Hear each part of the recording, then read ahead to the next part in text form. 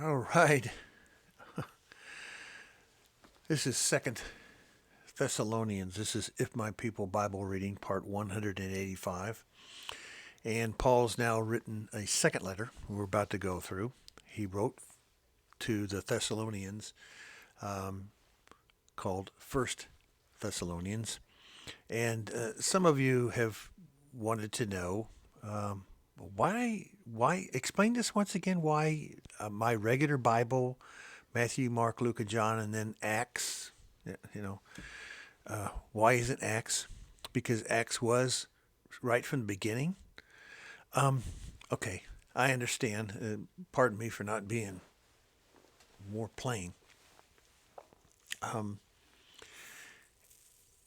the book of Acts did start right from and right after the risen Yeshua. In fact, Acts started and was written um, very early, even before all the Gospels, all four Gospels. Um, Mark may have gotten started, Matthew may have gotten started, um, but it was disseminated and handed out. But Acts is not put in this Bible that I present until much later on. Matter of fact, I've got a whole bunch of them: Thessalonians, Corinthians, Romans, Luke, Ephesians, Philippians, Philemon, Colossians, then Acts. It's because of this. Acts wasn't completed. If you read the end of Acts, it's not till much later on. So if it took years to write before it's completed, before it's put into the letter of Acts, ACTS, that's why we don't put it till later on, because the people did not read this. When you're reading about First Thessalonians, Paul mentions, and these letters and so forth, these other scrolls, he's not talking about Acts because it wasn't completed. So that's why. We're presenting this Bible as it was written, as it was read by the first century Christians, and the Christians being the people of the way. Most of them didn't know that they didn't know they were called Christians. They called themselves people of the way, the truth, and life, and that's what they called themselves. Um, they were probably a bunch of profanity was used by the Jewish people, who were very upset because they didn't get it. Most of them today, ladies and gentlemen, keep your prayers going for them, because the great majority of Orthodox Judaism still does not get it. The almost all of the rabbis in the world alive today still don't get it. They're they're giving you their reading portions and Torah portions and Torah that gets the church saying all those people care about is their Torah. Um, Following the Ten Commandments is Torah, people. So Christians, settle down a little bit. You have much much to learn. This is exactly why Paul wrote about half of the New Covenant. And so that's what he's dealing with. He's writing this second letter because now he's hearing more and more stuff that's errant. This stuff is already starting. And by the time we get to chapter 19, I guess you're waiting. I can't wait to get to chapter 19 of Acts. I'm going to lay it all out for you of why there's so much fuss and fighting going on, especially among the 30,000 churches who are directly going, who do not agree with what I'm saying. They're going to fight tooth and leather. And I'm telling you what, when something's always wrong, when there's 30,000 Christian church denominations, pastors and leaders and all their organization coming after you, there's a reason for it. What do you think it is? Dollar sign. Dollar sign. Wow. Here's Torah. Chapter 2, verse 1. Concerning the coming of our Master Yeshua, once again, your Bible may say Lord, and our being gathered to him, we ask you, brothers, not to become easily unsettled or alarmed by some prophecy, report, letter, supposedly come, meaning scroll, come from us, saying that the day of the Master has already come. Yeshua has had his second advent, and he has come already. In other words, some of the people were thinking that he's come already, and the dead were raised up, and they're still here, putting up with mostly other religions that were coming after them. They lived in a Roman area. Thessalonians is a Roman area. Let me explain that. Rome didn't come over and convert people to their pagan religion. They didn't jam Jupiter and Saturn and Mars down your throat. They did not. They would come over, take over your land, take over everything, and they would allow you to run your religion as you saw fit, as long as you didn't go against their kingship, their ruler, their Caesars, and try to harm their Roman soldiers. They were much an occupational force. Okay, so they weren't having that many. Later on in the word, yes, later on in history, a couple of the Caesars were crazy, out of their mind. Caligula is one of them. Nero, what's wrong with those people? Demonized people. But for the most part, the Roman law, the Roman Republic, used to be run by the Senate. Now it's run by Caesars. They they were great people to work with. They just let you alone as long as you do certain things they said. So the problems was satanic invasion, which we have today, and that's the one you have to worry about. And Paul's saying, listen, that's Yeshua. He's going to take care of that. You're going to take care of that. Verse 3, don't let anyone deceive you in any way, for that day will not come until the rebellion occurs. That's the Antichrist. And the man, he sets it up and he runs things for 3.5 years, or a period of time through half the tribulation. And then he reveals himself through an abomination of desolation, which we've talked about. And that is, to my understanding, as I see things, and I ask you to read this Bible through and through, the biggest abomination you could ever do to slap Yeshua and his father in the face is to start doing animal sacrifice again. And that's exactly what the currently the Orthodox Judaism want to do. That's what they're planning to do in Jerusalem, folks. That's what they're planning to do.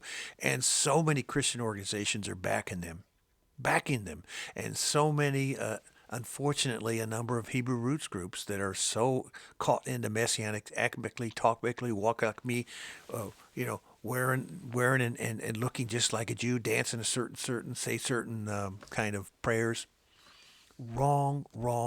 When that occurs, run. Run for the hills. Chapter 3, another Torah, verse 6.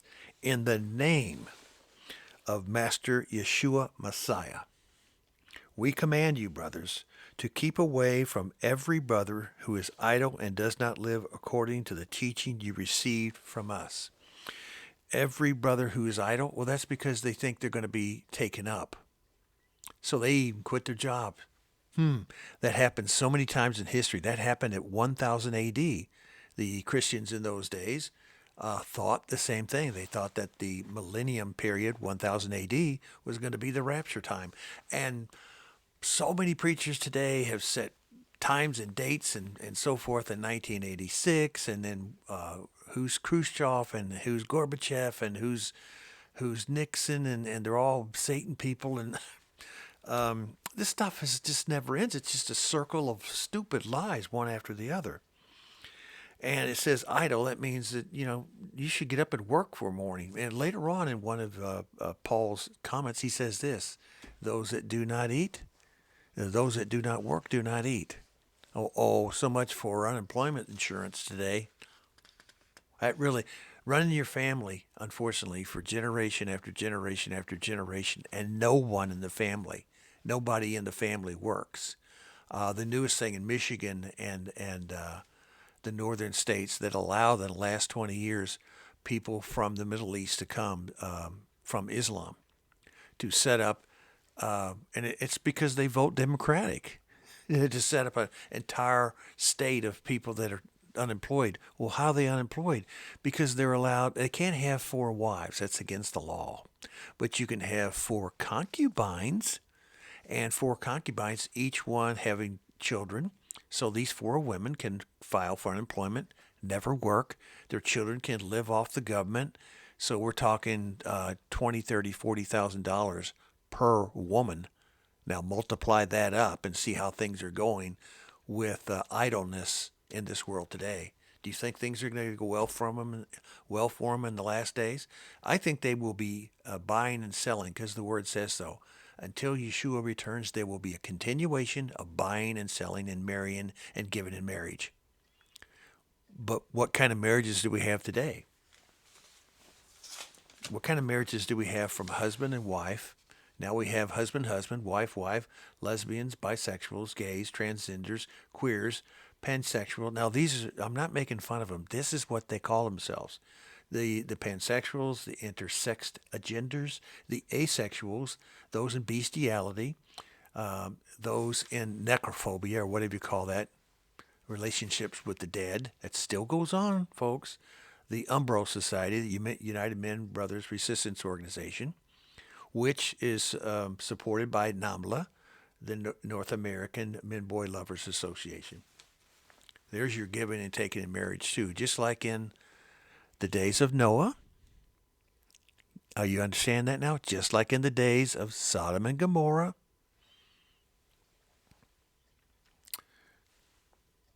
Two more Torah. Verse 10, which is chapter 3. For even when we were with you, we gave you this rule. If a man will not work, he shall not eat. We just went through that. So you understand that? Yahweh means it. And so people who live like that intentionally stay like that. Yeshua says he's going to take care of that. Verse 11, we hear that some among you are idle. You're not busy, but they're busybodies. Such people we command and urge in Master Yeshua Messiah to settle down and earn the bread they eat. Now he's talking about believers. Don't act like those other people. As for you, brothers, never tire of doing what is right. If anyone does not obey our instruction in this letter, take special note of him.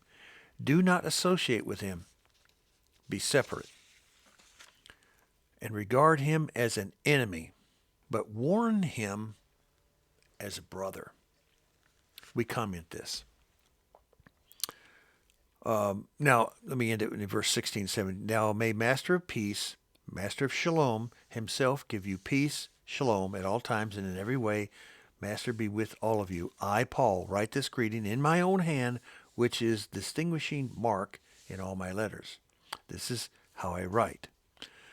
Our comment. In Paul's letters, he commonly uses the word master to name Yeshua. He didn't use Lord. This is an example of why this Bible uses Master, Yeshua, Yahweh, Elohim, El Shaddai, to let the readers know who is speaking and who is the subject and what they're saying and what authority it comes from. Verse 18, the grace of Master Yeshua Messiah be with you all. Two short letters, 1st and 2nd Thessalonians. A lot of end-time information for you to heed to hear and obey. And as we named our Bible, if my people call upon me by my name and do his Torah, and all the Torah we're giving you, all 1,050 of them, easily applicable to today and easy to do. And if you do, I'm a living example of it.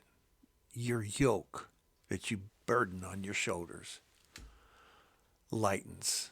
And though I get intense at times, I do it because my frustration is to get to you. I want to get to you so you understand it, so you don't go back to the pig trough. Get on the Word. It's all gold and treasure. Shalom.